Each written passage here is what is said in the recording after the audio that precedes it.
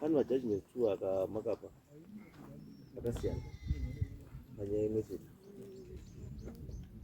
saka takabva confused mani ndachazi kuti judgment icorrect ndeipi ende chakaita kuti ichinje kana iripo icorrect yacho chikazomuita kuti ichinje chii chachaitika judgment iye kutanga ichinje because judgment can only be changed kana paita appeal. Sakakomana ndiwo akatengesa ndiani zviya ndeuyu kana kuti maybe taura nyaya yako ishe yaiti chii just recap pamusoro imam ebetting pakazoita kuti nyaya pekutanga nyaya takaenda kwashi tatadza kuwirirana nemuzukuru wangu nenyaya yemunda sezvo isi ndatengesa munda pane 10 years that was 2014 ndatengesa munda Ouya vana baba wakaenda kumba kwamuzukuru wangu vamwe baba wacho wakatumwa ndeawa zvikanzi nabamnini sinzi ndakashakirwa navabereki vanzi waita mwana hatizvide ende zviri illegal munyika muno mazvidiwe enda unodzorera vanhu ava mari yavo imva mavaudza kuti ivo varege kuya kumunda ava ndovakatumwa baba varapa saka ini ndakabva ndazoendawo kuHarare kuzodzoka kwandakaita sematara takamboita last week kuzodzoka kwandakaita kuti pamwe kwakuri kundoona kwabva vanotanga kutema futi kutema kuda kutoganya zvitinha ndakabva ndabuda mumba ndikati ndaona kwakumunda ndakandadzikawo kumunda kutsvaga huni ndione kwatotemwa vandatongoziva kuti vanhu vaya kwakutanga futi ndipo ndakabva ndaenda kumba kwavo ava kuti muzukuru zvoti makanzina nabamini imbomirai mudzorerwe mari mukatanga futi kutema vana babini vakaona vavazioni sekunge inini ndapinda futi agreement yechitu nemere pamwe pane zvamazondipa futi kuti ndirambe ndichibvuma kudi kuti itai henyu izvi zvekuwaka zviya wakabva wati sita kuenda kwashi ndizvozvo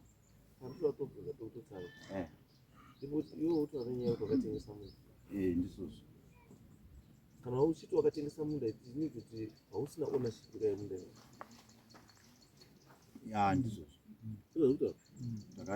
ukatengesa bhutsu dzisiri dzako here dzedzisiri dzangu saka unofunga kuti pese pawafunga kuti ndakudzida wotongodzoka woenda kutonga ndozouta vana baba ndo vakati munda wedu inzwa there are two things here munda ngewa baba wako iwe andizvo which means kuti panofa baba wako beneficiary ndiani munda nengari vana vacho iwewo ka saka beneficiary apiwa munda obva atengesa baba munini anopinda papa vamini vakapinda pakuti munda iwo havuna munda asati akutemera pako wangotengesa munda usina kutemera mutemo upiwo akakutora baba munini vanoti kana mukoma wavo afa they take possession of zvinhu zvemunin'ina ndiani magoverwe iye nhaka iwo inhaka ipi inogoverwa that way yekuti baba wangu wafa inini baba mukuru wobva atoya kuti zvese motikari chii zvese zviri panapa neminda zvese zvazvangu iwewe ndakukugurirawo kwako iwe mutemo upiwo kana kuti baba munini anga achitaura izvo achibesa on what because baba munini kuti awe pari papa akapiwa ndibaba wake andi pake paanoti ndepangu baba munini akapiwa ndibaba wake. Ndizvo urindora izvo zvaiti nawo baba wangu kudini wako akafa, mukomana mukuru mumusha izvozvi zvanokwanisa kuenda koklema minda yababa munini.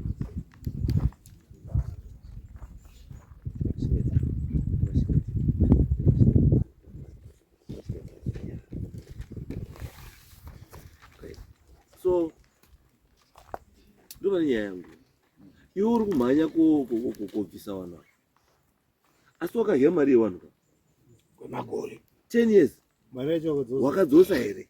Akanditira kudzosa mari. Wakadzosa here mari yemunhu? Mari ndandisi atitadzosa. Kana usina kudzosa munhu, this person is entitled kuramba kutema kuti pamudzosera mari. Munda wake ndizvo zvakazotongwa nachangamira. Munda wake hauna kudzosera mari yake, saka munda wake iwe hauna munda ba. Takatazoenda kwashi tikaita agreement yekuti ndibhadhare mari yavo. Agreement wakaita nani? Kwashi kuka wakaenda kuita agreement. It's just an agreement. In agreement it should be effected. hausatobhadhara ngatimbonzwa agreement iruti agreement wakati vanochirima gore rineri iwe uchitsvaga mani wese wakandibvunza kuti unoikwanisa kuiwana zvarini. Ndikaendana nababa ndikati pa 3 months wetime tichitsvaga mari yavo. Saka zvikanzi that is January. Yeah, vatati inenge iri mari 450 yawakapuwa yacho. Yawakapiwa 10 years. Wagara nayo koye 10 years. Handikura mari yana ndakapuwa. Iye ndiri kutaura iyo. Wakapiwa 10 years ago. Which wakapiwa mari in 2014. Iri mombe. Nhasi unozo indaini wakadzi wana wangani? Ngere ine murungani. Kana uri dai ari mukadzi wako iwe. Ba 2014 udawo ne wana wangani? Dati dai anga ari mukadzi wako kubva 2014 iyo 24 dai ane wana wangani? Ndiro one time kwani uri tomboti wakawanda unoita ma 2 years handiti 2016 mwana, 2018 mwana, 2020 mwana, 2022 mwana, 2024 mwana. Unodai wana 5 izvo ndizvo? Unodai wana 5 izvo ndizvo ka? Unonzwa sei umwe murume uchiuya kuti shamwari newana wako 5 nemukadzi wako pamuri apa ndakaita mistake chibai ndaupada panje ndaupada mari yako 400 wakandipa usati wabara irape unonzwa mari wakandipa usati wabara izvo wana 5 ndiyo yandikudzosera iyoyo imokari. Aminotaka wakaenda kuharara kakunyengedza ndiani? Pane munhu ari kukunyengedza kuti shamwari ukati take back this land yaane more value. Chawa kudai wewe imari. Ipapa papo mambo ndinoda kupindura asiri izvo zvokuti chamupira shamwari iye agreement kai wakaita agreement kusvikira munhu aburitsa mari yake, it means kuti makaagriya. Safana nyangwe nyaya yekukoti chaiko anga nyaya ikatongwa une time yaunopiwa kakuti usakapila panguva yakati zvavharana. Saka iwe unotaura kuti yako iri open yekuti anytime you feel kuti wakupada even after 15 years unopatora. Wanga wakumiswa kwawanga waita wanga tatabvumirana kuti alright tichagirana. Izwa shamwari, izwa shamwari, iwewe ka dai munhu yakawaka 2015 dai yakawaka imba 2015 nhasi unongoda kuita sei? 2015 ndo saka wasina kuwaka notanga wazimusaisi chidziro imomo. Izwa ndiani akadaro? Ndo wana baba wacho akati musaisi chidziro akatengesa wana baba wali mumiyanja. Saizvi kuti iwewe nana baba wanyu mese mune mhosva yefraud. Wana baba wacho wali varipo wana baba wacho, handiti varipo baba wacho wanga watipoti. Ndiwe baba wacho asi ndimakarambidza kuti asatengese munda. Hamusi baba wacho muri ani? Ini ndiri mukoma wababa kuti baba wamai wacho wana baba wacho vari kupi wakaita izvo? Warikuwa mabasa. iwaka unotogona munhu Chama inini chanoda kuzokutaura andibvumirani nazvo. As long as wakatora mari yemunhu, handiti, and we are saying this 10 years ago, hauna kumanikidzwa nemunhu, wakazviita wega, uchizvifarira, uchizvida, uchiziva zvauri kudini. Itengeswe futi. Ende land haitengeswi, utori nemhosva yefraud. Kutengesa state land, it's not allowed. Handisina kana pfungwa yekutombotengesa. Saka vanhu vaikumbira pekurima nzungu. Saka pawaikumbira pekurima nzungu waonawo kuti ndasara ndega pasina vabereki. Pakatanga kunikumbirawo pekurima nzungu. Inini bva ndavapa pekurima nzungu. Pakutanga kungodaro ndipo wazoti titengesere amwe kuti madhunduru padzasi apo tite handisi kuramba hangu. Ndikutaura kuti ndakangozwa amutembukawo nemari ndandisina pfungwa nazvo. Yo chine munda here paminda yacho yababa. Ndiozokurambana nababa kuti inochitingati watengesa. Yo chiri nemunda here. Aripo hawo mamwe madhunduru. Saka chishandisa wakaiwayo chisiya uyo wakatengesera ite zvaro. Ndine wanin'ina.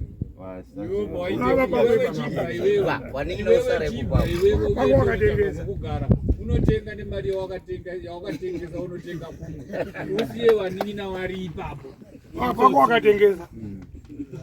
wakaira yako wewe nhaka yako wakaya kare wewe hapasina chakwa iyo zvikuti wanenyaya wanin'ina wakambotengesa wakawakonsulta here wanin'ina wakavakonsulta here which means kuti imi pakafa baba wenyu estate yababa yakanga yashayiwa pamakazi mabva kuvhumurira baba ndika pano panotaurwa paya muchigwewa nhaka makagoverwa here nhaka saka iwo authority yekuzotengesa munda uri wene hwani wakaona aiwa isusu hatishandisi ubenzi hwako kana umbavha hwako to disadvantage other people. No, you don't take advantage yekushaya kwomwe munhu. It's very bad. Ishe titaure itizo. Ini semafungira angu ndandichifunga kuti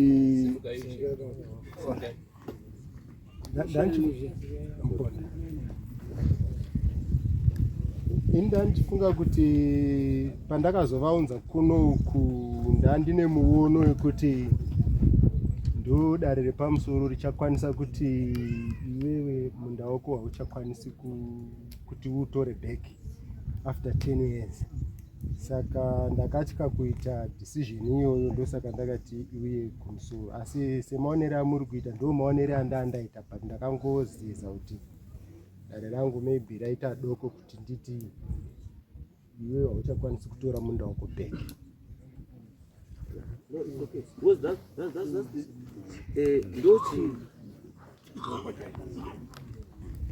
because issue yanga iri kuti isu chatazotimisa manje yanga iri nyaya yemajudgment 2 akasiyana aitaura zvakadii zvakasiyana, ende takuchiona manje kuti chakakonzera kuti majudgment asiyana inyaya of this behind the scenes agreement that was made yekuti chibhadhara over a period of 3 months. Okay. Iwewe usasaende apo chisiya asi zvosiwa mari yako iyo kuti hamumwedzi wechingani after the judgment.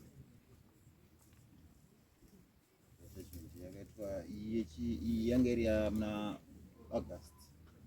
August, September, October. Mari yakaitwa recent yekutanga yacho recent when mwedzi unoyo last week. Haiti last week abuzwa kwabva last week. Kwabva kuno kurini. Hazviiti zvoutaura ba. As long as iri October kana September hausi kutaura chinhu. Irutongo kuye. Saka kuti mari nyaya irutongo kasa kwaishe irutongo mutwa mambo. Ndozvo saka. Dzese dzikatu yakatungwa pashi. Apa takaziya kunondoka kake last week. Yakauya kuno after mari yabva kwashe mazuva mangani? Kana mwedzi mingani? Mwedzi 1. Mwedzi iwoyo 1 iwo. Saka izvozvi zvine 450 yacho wapapi? ino tinoita gama mari izvozvo une mari haizvezvi kuti tinogona kuwana kana 300 iko inini zvandisi kudaka toda kuita murume weka ada kutokona umwe munhu ndakutengesa Anotengesa for 2000 over pa 2000 ubva bvisa 450 over endesa over isa zvino not allowed that munhu uyu time yakagara panzvimbo no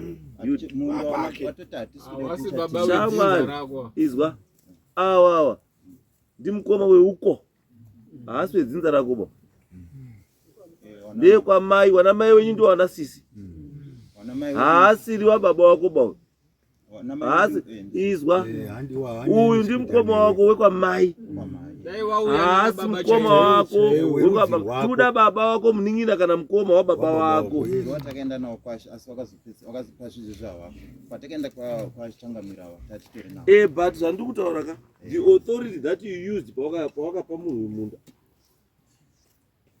ndopati kuti wakaiwana kupi wakaiona pekuti munda ngewababa wako wakasiyirwa ndibaba wako handiti saka izvozvo hazifani kudisabhareja munhu because munhu for 10 years akakuchengetera munda watorimawo wachitorazve airima pake saka nhasi unochimuti chisasarime ndakubana unautengerewo iwe chitotenga kwati unautenga obowa value yenhasi ilende itengesa not for it unolinganidzorera nemari kana mukanditenyu haisi 450 mambotowedzera edu asi aiwa ndati the owners is not on dare rino iri now yekuti wadzosera 450 because iwe wakasotengesa haisiri yako you want to buy back mukomba muda kutengesera kana uya ada kutengesa nokutengesa kana asi kuda muda mutengesera ere uri kuda ere iwe zigwapiwa mudaya ngomira upeta futi maoko iwe bisa maoko mira zvakanaka hausi kuteerera zvatiri kutaura munda wako uri kuda here uda kutengesa uda kudi handisi kutengesa uda kuchengeta uri kurima seuri makoda iro taura zvauri kuda kuti munda wako taura zvauri kuda toda kurima wakapa waka hazanda wakaba wakaisa ini value here miti michero makontriki wakaitei pamunda hapana chandakaisa kunze kwemanyowa andaitakura ndichiisa value yako yayo fertility ndeyakusimuka chamwari iwewe kaumboka imbokupi permission yekutengesa munda 450 kwakuri kurenda kwakuita wairenda ere mudara kwangu siulenda kwangu kutengeserwa makanyorana pasi mamwine here pakanyorana pasi kwangu kutengeserwa aiwa makanyorana pasi isusu yasenga is not an advantage kuti hapana makanyorana pasi but iwe watotaura nemazwa ako kuti kure kuti hapana kuti wakatengesa verbal agreement ndinoda kunyepa pamberi pedare wakatengesa ndinyepi mamu wakatengesa waida kugadzirisa zvikaita hapana kana ndopokabvaenda kuharare kubvawadya mari yacho kuona iri yashaya basa pfungwa dzachingoriwe diki sekuti vakangondiwirirawo nemari ndakutaura pechanga ungamwira doro jemasoni watengesa munda inopera kati after 2 days wakatengesa pfungwa dzichiri diki nezvidzakura manje dzakuona kuti baibai ndakaita mistake apa nguva right but then mukana yekuti uchadzoreri zvachaita because now yanga iripo yanga iri kuti yaya kutaurana nemurume kana achida kana asingadi but dare rino chatingokutaura zviri very simple munda ndewake wakamupa wakamutengesera wakaita sei ngewake kana wakuda kuti utoite kumudzosera kwaari zvakwaari kuti ari kuda here kana kuti haasi kuda asi izvozvi iwe hauna munda ndeuyu ndeyasara yacho minda ndeye vana vadiki ava iwe waning'ina dai watoya nayo waning'ina wacho kuno tabva tatovataura kuti waning'ina mukoma wake munda wakadya wake wako harare yasara minda ndeye waning'ina iwe hausina chinhu tiite sei nyaya yemunda yatopera bambo munda ndewani ndewani endai muite zvamunoita pamunda pani pei kana muine mamwe mafungiro amuinawo nemurume uyu zvekutaurirana kwenyu kuti ada kudzosa munda iwo ada kuita sei zvazvenyu zvekutaurirana outside chii dare asi mudare munomu tati isusu munda ndewani ndewenyu endai muite zvamunoita pamunda pani pei